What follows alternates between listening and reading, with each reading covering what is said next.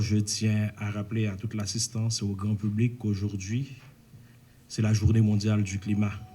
L'accord de Paris, en décembre 2015, c'était la 21e conférence des parties sur les changements climatiques, où le Parlement haïtien a marqué un tournant important dans la lutte contre les changements climatiques en Haïti, en ratifiant cette convention. Un accord, l'accord de Paris, inaugure un nouveau cadre d'engagement, de coopération et de riposte mondiale face au changement climatique. On parle dès lors de la gouvernance mondiale climatique. L'atteinte des objectifs fixés dans le cadre de cette convention est repris, alors parlant des objectifs de cette convention, est repris dans différents documents, dont le principal document est la contribution déterminée au niveau national, où chaque pays dit clairement leur niveau d'engagement et dans quel secteur. Nous avons eu en 2016 notre première contribution déterminée au niveau national, ce document, et selon les exigences de la Convention cadre des Nations Unies sur les changements climatiques, on doit réviser ce document, la CDN. Réviser, c'est pour les pays qui avaient une CDN dont l'horizon temporel s'étend jusqu'à 5 années, et une nouvelle CDN pour les pays dont leur CDN, alors c'est le contraire, c'est révisé pour les pays dont leur CDN s'étend sur un horizon temporel au-delà de 5 années. Mais reprendre totalement la CDN, c'est pour les pays qui ont une CDN qui s'étend sur 5 années. L'horizon temporel de la CDN d'Haïti s'étendait sur 2030. Cette année, on a dû réviser la CDN, alors on a une nouvelle génération de contributions déterminées nationales où on a rehaussé les ambitions d'Haïti face au changement climatique. C'est l'importance du Comité national sur les changements climatiques. C'est d'assurer la cohésion, la coordination non seulement de la Convention cadre des Nations Unies sur les changements climatiques, mais également des différents documents de politique et de stratégie, notamment la politique nationale sur les changements climatiques, notre contribution déterminée au niveau national, maintenant le plan national d'adaptation que le Premier ministre, qui est aussi le président du Conseil national, président du Comité national sur les changements climatiques, va présenter au grand public. Je dirais que ce comité trouve sa base juridique dans le décret organisant le ministère de l'Environnement dans son article 6, publié le 16 septembre 2020. Selon ce décret, le CNCC est donc considéré comme une plateforme multisectorielle chargée de l'orientation générale des politiques publiques en matière de changement climatique, assure également la coordination de la préparation des rapports tels la communication nationale, les rapports révisés biannuels. Et également, ce comité est chargé de coordonner le processus de recherche de financement et la participation d'Haïti aux négociations internationales sur le climat. C'est avec un grand plaisir et une joie réelle que je me suis parmi vous aujourd'hui pour la cérémonie et à ma connaissance qui couvre 3 perspectives. D'abord, bien sûr, c'est fêter la journée mondiale du climat. Et deuxièmement, c'est la présentation officielle du plan national d'adaptation au changement climatique. Et troisièmement, c'est de faire une inauguration symbolique pour les 6 systèmes de panneaux solaires, système de pompage à énergie solaire dans le cadre de la coopération taïwano-haïtienne. Alors, il y a un proverbe qui dit, dans une course, si on va tout seul, on peut aller plus vite. Mais si on va ensemble, on peut aller plus loin. La République de Chine de Taïwan est un pays d'amis qui cherche toujours à accompagner sa sœur République d'Haïti pour aller au plus loin.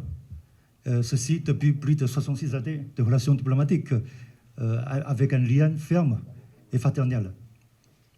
Situé à une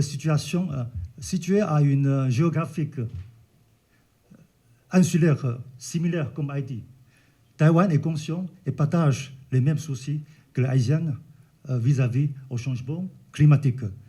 C'est la raison pour laquelle, depuis 2019, nous avons introduit le système de pompage à énergie solaire dans une première phase avec 17 systèmes. Et maintenant, nous sommes dans la deuxième phase avec 25.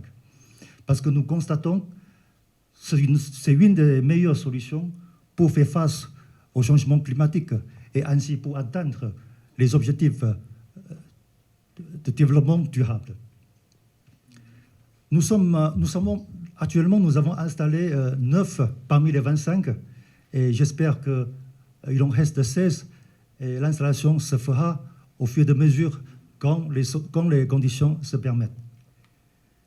Je tiens à cette occasion pour remercier à M. le Premier ministre pour son soutien, son réserve, M. le ministre de l'Environnement ainsi que son équipe pour le travail en permanence pour apporter des résultats concrets pour ce projet. Et n'oublions pas que également notre société taïwanaise qui est Spictech, qui est fabricant et installateur de ce programme, de ce beau programme. Je salue également le ministre de l'Agriculture parce que le projet, éventuellement, c'est pour avoir une meilleure récolte de produits agricoles dans l'avenir. Encore une fois, ensemble, nous pouvons aller plus loin. Ensemble, on y arrivera, quoi qu'il arrive. Le plan national d'adaptation au changement climatique, c'est un processus qui est conduit par 2 ministères pour le gouvernement haïtien. C'est le ministère de l'Environnement et le ministère de la Planification. Donc, ce PNA, le PNA d'Haïti, couvre 4 secteurs prioritaires. Je vais parler du secteur agricole, le secteur des ressources en eau, le secteur santé et les infrastructures. Pour conduire ce processus, qui a été justement un processus très participatif et itératif, on a considéré plusieurs aspects méthodologiques, notamment un inventaire de l'existant. Et vous vous souvenez peut-être qu'avant le plan national d'adaptation, il y avait le PANA, qui est le plan d'action national d'adaptation. Donc le PNA tire des leçons sur la mise en œuvre du PANA. Le PNA vise 4 principaux objectifs. Le premier objectif, c'est augmenter la résilience climatique dans les secteurs prioritaires du PNA, c'est-à-dire les 4 secteurs que je viens de citer, le secteur agricole, les ressources en eau, la santé et les infrastructures. Le deuxième objectif, c'est le renforcement du capital humain pour la planification, la mise en œuvre et le suivi, évaluation de l'adaptation au niveau national. Le troisième objectif, c'est améliorer le cadre juridico-légal en lien avec l'adaptation des secteurs socio-économiques prioritaires. Et le quatrième objectif, c'est formuler et mettre en œuvre des plans nationaux d'adaptation et des plans communaux d'adaptation au changement climatique pour au moins la moitié des communes.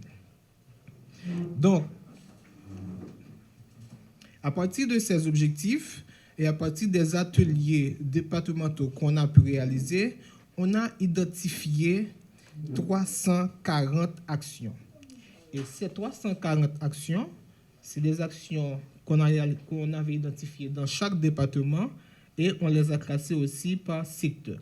Donc, on a identifié 89 actions d'adaptation dans le secteur agricole, 85 dans le secteur santé, 85 dans les infrastructures et 81 dans les ressources en eau. Donc, au total, 340 actions prioritaires ont été identifiées. Donc, étant donné qu'on évolue dans un univers de contraintes, c'est-à-dire les moyens de mise en œuvre, on a dû faire une priorisation de ces priorités. Et cette priorisation nous a conduit à retenir 21 actions hautement prioritaires. Et ces 21 actions hautement prioritaires ont été identifiées sur la base de certains critères retenus pour cette priorisation. Les critères retenus sont au nombre de 9. Donc, c'est-à-dire, pour prioriser une action, on verra la capacité de cette action à améliorer les revenus, la capacité à améliorer la disponibilité alimentaire, la capacité à améliorer la condition des femmes, la capacité à améliorer le bien-être de la population, la protection de l'environnement, le renforcement de capacité, la capacité à créer des emplois et la capacité aussi à conduire à des changements de comportement. Et aussi, c'est une action qui peut être appropriée par les communautés. En termes de stratégie de mise en œuvre, on avait conduit une étude sur le financement du PNA. Et cette étude montre qu'on aura besoin de 980 millions de dollars pour financer le PNA de 2022 à 2030. Donc, ce qui fait environ 110 millions de dollars par an. Et 110 millions de dollars par an pour adaptation, ce n'est rien par rapport au coût de l'inaction. Parce que je dois vous rappeler qu'en 2015, le ministère de l'Environnement, le ministère des Finances et le PNUD avaient commandité une étude sur le coût de l'inaction au changement climatique.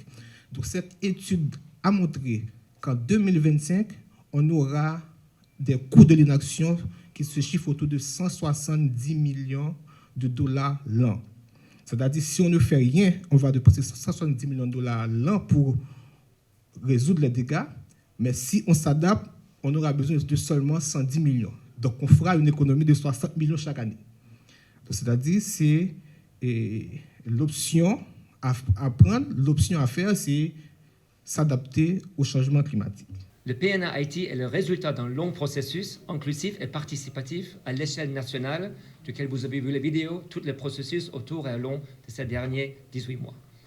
Lequel processus a permis de rassembler des acteurs issus des secteurs prioritaires pour discuter des réponses adéquates en matière de renforcement de la résilience des communautés et populations d'Haïti face aux dégradations néfastes et profondes causes par les catastrophes naturelles exacerbées par les changements climatiques. Le PNA vise à orienter Haïti vers des actions d'adaptation durable et des mécanismes pertinents pour aider les pays à moyen et à long terme à sortir de la situation de grande vulnérabilité face à des catastrophes. En effet, cette vulnérabilité est amplifiée non seulement par l'impact des aléas et des événements climatiques extrêmes, mais aussi par nous, les actions humaines. Ce constat a été également fait dans le rapport du groupe d'experts intergouvernemental sur l'évolution du climat de cette année sur l'impact, l'adaptation et la vulnérabilité des systèmes naturels et humains au niveau des petits États insulaires vulnérables, comme le Haïti il est. Les mesures envisagées dans le cadre du plan national d'adaptation sont à même d'adresser cette vulnérabilité du fait, entre autres, entre en synergie avec d'autres conventions, notamment celle de la biodiversité, dont sa 15e conférence des parties vient d'être lancée à Montréal, et la Convention sur la désertification et la sécheresse. Mesdames et messieurs, le PNA Haïti s'aligne aux politiques nationales et mise sur les objectifs de développement durable, les ODD, afin d'améliorer la résilience du pays aux impacts des changements climatiques. Et le PNUD Haïti est fier, j'aimerais même dire très fier, d'avoir pu appuyer ce processus PNA, ainsi que d'autres processus connexes qui représentaient pour nous un paquet indissociable à l'élaboration du PNA. Nous pouvons citer, entre autres, l'appui à la vulgarisation de la politique nationale sur les changements climatiques et la révision de la contribution déterminée au niveau national. Ce 8 décembre 2022 marque la Journée mondiale du climat, dont l'objectif premier est de mettre en lumière les conséquences dramatiques du réchauffement climatique et la nécessité d'agir avec célérité, justesse et efficacité pour en limiter les effets. C'est donc pour nous, en Haïti, une date plus que symbolique, qui nous donne une occasion supplémentaire pour rappeler à toutes et à tous combien les graves risques environnementaux et climatiques auxquels nous sommes confrontés en tant que petit État insulaire en développement figurent parmi les priorités de mon gouvernement. Dans cette même veine, j'ai le privilège en ce jour de procéder, d'une part, au lancement du Comité national sur le changement climatique et, d'autre part, de présenter officiellement le plan national d'adaptation. Ainsi, je voudrais exprimer ma grande satisfaction de voir aboutir le processus de consultation ayant culminé à la constitution du Comité national pour les changements climatiques.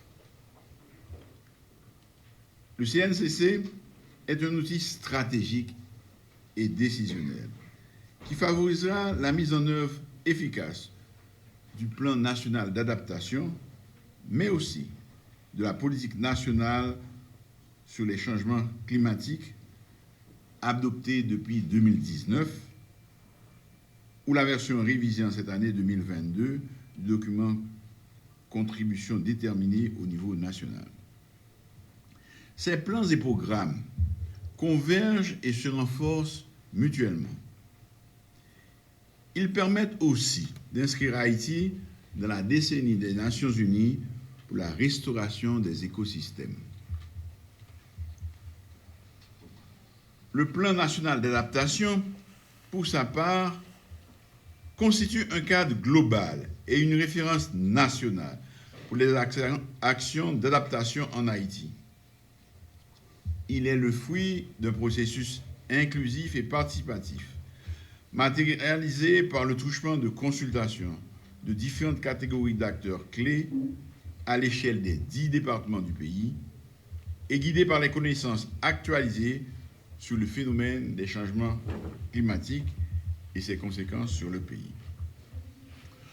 Le plan national d'adaptation se veut être un cadre global à moyen et long terme sur les 10 prochaines années et couvre prioritairement des secteurs de l'agriculture, de la santé, des infrastructures et des ressources en eau. Je recommanderais donc ici vivement que le CNCC intègre dans sa sphère d'action l'active participation, entre autres, des collectivités territoriales, des communautés locales, des groupes de femmes, des organisations communautaires, des organisations religieuses, etc. Déjà, je souhaite un avenir fructueux au CNCC et lui promets tout le soutien de mon gouvernement en vue d'une opérationnalisation efficiente et efficace au bénéfice du pays tout entier.